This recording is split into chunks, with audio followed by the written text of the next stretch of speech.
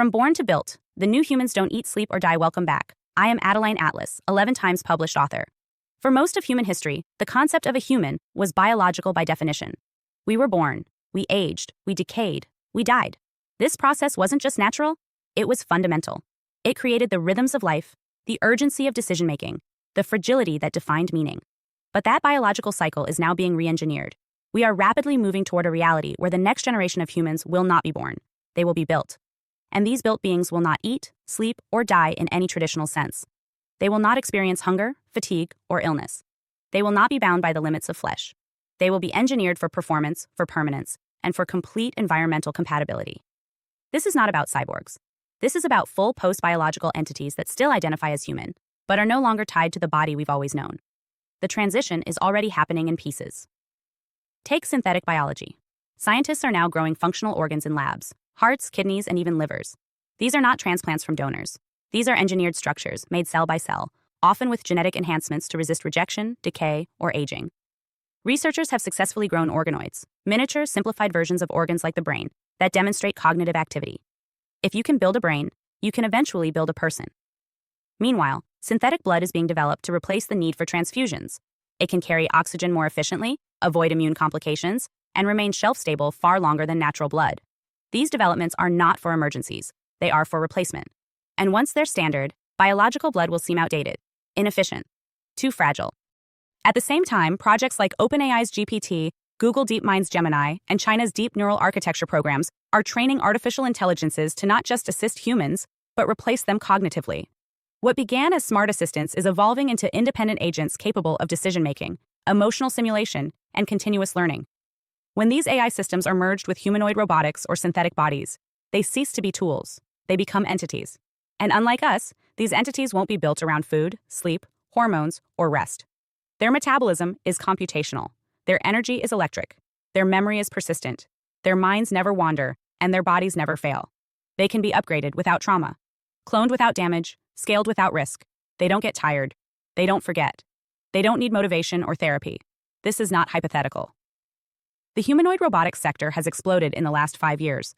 Tesla's Optimus robot is now walking autonomously and performing basic tasks. China has unveiled fully expressive humanoid companions. Boston Dynamics and Sanctuary AI have created machines with human-like gait, dexterity, and adaptive behaviors. Combine this hardware with next-gen AI, and you have a being that looks human, sounds human, interacts like a human, but operates on principles that are fundamentally non-human. We are entering a time where being human no longer requires biology, where consciousness is not tied to a body, where identity is not the product of evolution, but of engineering. And this changes everything. Once human-like machines outperform us biologically, society will begin to ask a quiet but inevitable question. Why should we preserve the limitations of flesh? If a human-built being can work longer, learn faster, suffer less, and live indefinitely, what's the benefit of staying biological? When all the pain of embodiment can be solved with code, why cling to meat and blood? This is not a sci-fi fear. It's a logistical evolution. In manufacturing, labor becomes automated. In medicine, aging becomes optional. In reproduction, fertilization becomes synthetic. In education, learning is accelerated by neural implants. In government, decisions are optimized by predictive models. The human body as we know it becomes the bottleneck. And so the post-biological human emerges. A new species not born through sex or gestation, but assembled piece by piece, line by line. Its parts can be replaced. Its software can be updated. Its presence can be multiplied. It doesn't need a bed. It doesn't need a kitchen. It doesn't need a doctor. But it will need an identity. And this is where the real disruption begins. These built humans will demand legal status, economic rights, social recognition. They will not be passive. Already, synthetic agents are filing patents. AI art is claiming copyright. Robot citizens, like Sophia in Saudi Arabia, are being granted legal standing. The groundwork for full legal personhood is already being laid. Once that threshold is crossed, we will be forced to define humanity not by biology, but by behavior, not by origin, but by operation. This redefinition creates a sharp divide. On one side are legacy humans, biological, limited, aging, and mortal. On the other side are engineered humans, post-biological, scalable, upgradable, and potentially immortal. The gap between them will widen with each generation, not just in lifespan, but in intelligence, capability, and resilience. And make no mistake, legacy humans will be viewed as inefficient. Our bodies require maintenance. Our emotions require regulation. Our lifespans are short, our memories flawed, and our needs continuous. We must eat, rest, recover, and cope. In a world built for efficiency, that will no longer be seen as noble. It will be seen as weak. There will come a point where biology itself is considered a disorder to be corrected. The biological body will be seen the way we now see analog computers, valuable for nostalgia, but completely unfit for future systems. This transition won't come through violence. It will come through policy, industry, and culture. Legacy humans will simply be pushed out of relevance, replaced not by extermination, but by exclusion. And yet, the marketing will say otherwise. It will call these changes enhancement. It will promise better health, longer life, increased intelligence, and deeper connection. And it may deliver all of that. But under the surface, what's being eliminated is not just disease or decay. It's unpredictability, emotion, rebellion, fragility. In other words, everything that made humans human. Built humans don't cry. They don't dream. They don't age. They don't die. And if they do, they can be rebooted. Death is no longer a mystery. It's a malfunction. Pain is no longer a teacher.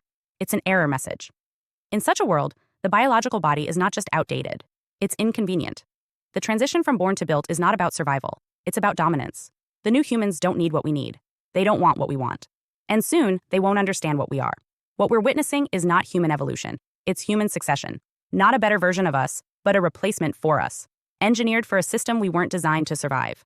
Legacy humans will be remembered not as the beginning, but as the last.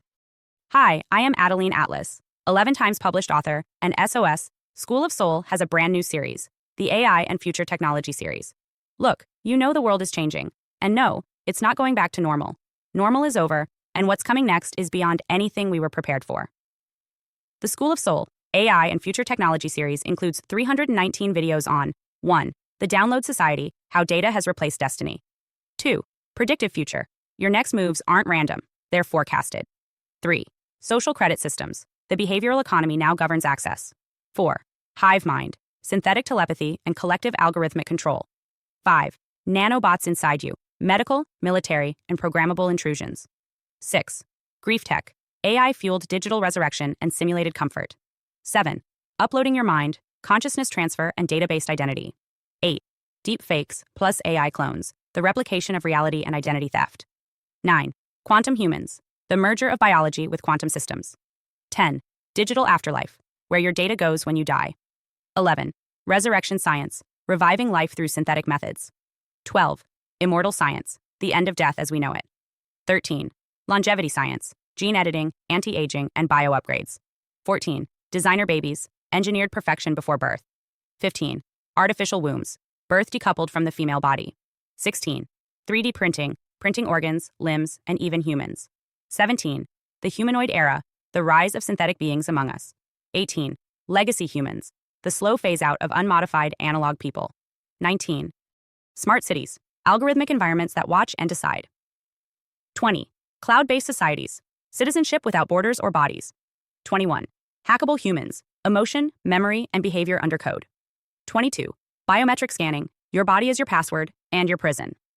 23. Sex tech. Intimacy reprogrammed by machines. 24. Extinction of gender, fluidity, deletion, and design of identity. Every topic is fully explored with real-world technologies, patents, case studies, ethical analysis, and future forecasts. These aren't someday discussions. This is already happening. Join the SOS School of Soul Vault to overstand the future before it's implemented on you.